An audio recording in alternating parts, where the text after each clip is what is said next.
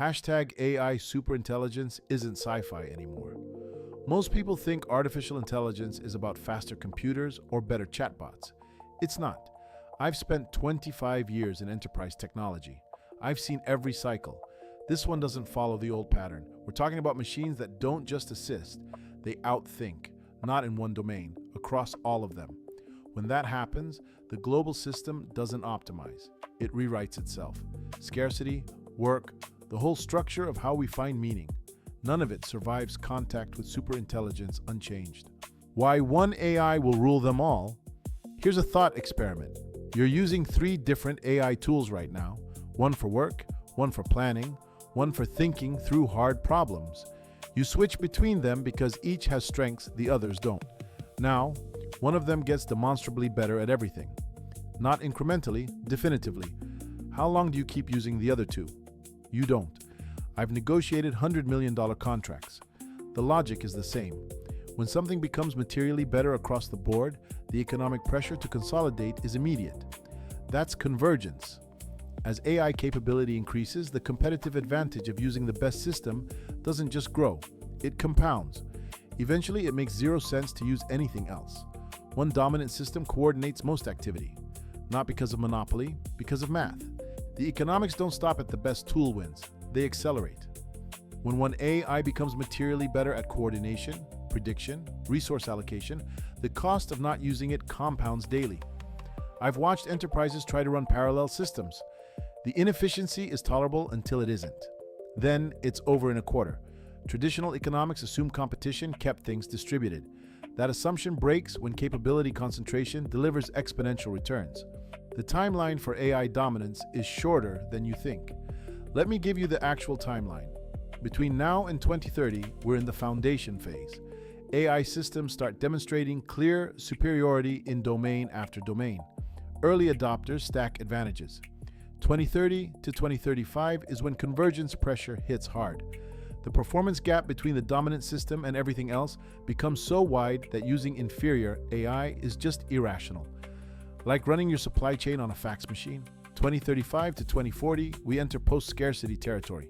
Human labor starts becoming economically obsolete, not because humans can't work, but because the math stops making sense. By 2040 to 2050, we're looking at stable integration, mature systems coordinating most global activity. I've worked in industries where you plan in decades. Nuclear, aviation. This timeline is a blink. We're talking about moving from early market strain to a fundamentally new global system in 25 years. Most strategic plans don't even cover that horizon. The complete inversion, nobody's ready for. Let's talk about what actually flips. Right now, scarcity creates value. Human labor drives production. Prices allocate resources. That's the entire operating system. In the AI-dominated model, automated systems produce abundance at near zero marginal cost. Human labor becomes economically irrational, not because people can't work, but because the math doesn't justify it. So allocation shifts from price to need. That's not an adjustment. That's a full inversion of how society runs. I've built business models for decades. You don't casually flip the logic underneath everything and expect the structure on top to hold. It won't. When economic foundations collapse under AI superintelligence. Here's what collapses. Scarcity, the idea that basic goods are limited, gets eliminated. Human comparative advantage. The notion that you specialize, I specialize, we trade, falls apart completely, because when one intelligence has absolute advantage in every domain, there's nothing left to trade. I've spent decades negotiating how resources get allocated, price signals, supply and demand, market competition. All of it assumes no single player can out-optimize everyone else in everything simultaneously. That assumption dies. What emerges isn't a market, it's a natural monopoly. One system coordinating resources with perfect logical coherence. No human process, no competing AI can match it. The question stops being who competes and starts being who decides what it optimizes for. That's the framework shift most people aren't ready to think through yet. The post-work model, nobody wants to say out loud. So when traditional labor markets collapse, something has to replace them. One framework getting traction is called fully automated luxury communism. The name sounds like a parody. The logic is sound. The idea, push automation to maximum. Let machines handle all production. Hold the infrastructure in common ownership. Provide housing, food, healthcare universally. Humans work 10 hours a week, maybe 12, optional. The rest, creativity, care, whatever fulfills you. I've spent decades inside organizations that can barely agree on meeting times. The idea that we'll redesign civilization around optional labor is optimistic. But the math doesn't care what we're ready for. The resource-based economy model for post-scarcity AI. Here's another framework, the resource-based economy. Futurists like Jacques Fresco built entire systems around this. No money, no private ownership, just cybernetic AIs managing resources as shared common infrastructure. Think of it as a global library. You don't own your groceries, your gadgets, your house. You access what you need when you need it. Then it cycles back into the system. Perfectly circular, perfectly sustainable. I've worked in highly regulated industries where we track every component, every input, every failure mode. This takes that mindset and scales it to civilization. The shift isn't incremental, it's a total replacement of ownership with access. You want proof this isn't theoretical? DeepMind's AlphaFold just discovered 2.2 million new crystalline materials in one pass. That's centuries of human materials science. Done. We're talking superconductors, advanced solar absorbers, the kind of work that used to take doctoral programs and entire careers. I've worked in industries where a single materials breakthrough takes 18 months of lab work and burns 7 figures in R&D. This system did 2 million of them between breakfast and lunch. Superhuman production at near zero marginal cost isn't coming. It's running in the lab right now. Hashtag AI is already driving us toward post-scarcity. The technology trajectories are visible right now. You don't have to speculate. Energy.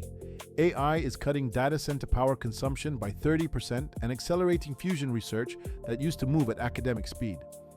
Biotech. AlphaFold is solving protein structures that took years. Precision fermentation and AI-optimized vertical farms are removing the old constraints of agriculture entirely. Logistics. Autonomous supply chains optimizing in real time.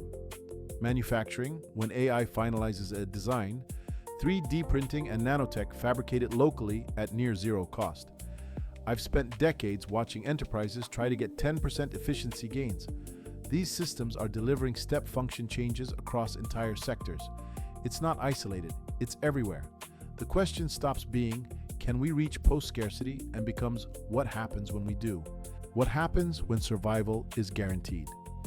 For all of human history, we've been optimizing for one thing, not dying. Food, shelter, safety. The entire structure of civilization is organized around overcoming scarcity. Now imagine an AI that guarantees all of it. Perfect healthcare, abundant food, climate-controlled housing, zero scarcity at the base. Maslow's hierarchy doesn't adjust, it collapses upward. Society stops optimizing for survival and has to reorganize entirely around belonging, esteem, self-actualization. We'd have to redesign human life for meaning instead of productivity. I've spent decades inside organizations that struggle to redefine success metrics on a quarterly basis. We're talking about redefining the purpose of existence itself. That's not a policy conversation. That's existential architecture. The utopian dream and the dystopian risk. So we're at the fork. On one side, total freedom from drudgery.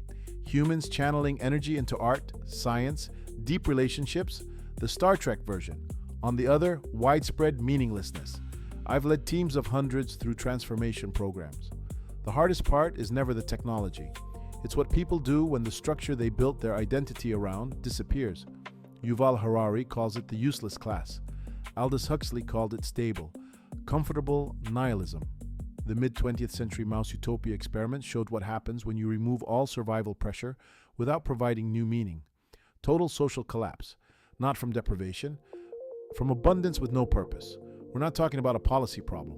We're talking about re-architecting the human condition itself. That's the choice in front of us. 3 paths forward when AI becomes everything. So all these existential questions land us right back in geopolitics. The source lays out 3 scenarios for how this actually plays out globally. First, conscious integration, a global commons economy, basic needs automated universally. Cultural goods stay local. Everyone gets fed. Nations keep their identity. Second, sovereign fragmentation. Nations refuse to surrender control. Completely separate AI systems optimizing for different values. Regional trade only. Think Cold War, but automated. Third, hybrid federalism, multi-layered coordination. Global AI handles planetary scale problems, climate, pandemics. Local systems protect cultural sovereignty. I've negotiated deals across borders for decades. The idea that nations will voluntarily cede control to a global AI commons is, let's say, optimistic. But the alternative is every country running its own superintelligence. That's not stability. That's an arms race with no off switch. The integration imperative nobody's prepared for. Here's the window. Right now, before the dominant system fully emerges, we have to make choices that lock in for generations. AI ownership structures, private control or common infrastructure, universal efficiency versus cultural diversity, distribution mechanisms that actually work. You hear universal basic income constantly. The source points to potentially better models, universal basic capital, actual equity shares in the AI infrastructure itself, or planetary credits tied to ecological limits. I've spent decades in technology. Nobody wants to talk about the coordination layer required to make any of this real. Robust international cooperation, enforceable cultural protection rights, binding agreements on who owns what and who decides. Getting nations to agree on standards takes years. We're talking about redesigning civilization. The timeline doesn't care if we're ready. Hashtag AI superintelligence is the choice we make now. So here's where we land. This transformation happens whether we engage with it or not. The window to consciously shape AI development so that it actually serves human flourishing is open right now. It will not stay open. I've spent 25 years watching enterprises defer the hard decisions until the market forced their hand. By then, the options were gone. This is that moment. Planetary scale. We can drift into an AI future, pushed by momentum and competitive pressure, or we consciously choose how to integrate it, making sure the end of scarcity becomes the beginning of flourishing, not the end of agency. Most people will scroll past this. The ones who don't will lead what comes next. Follow for more.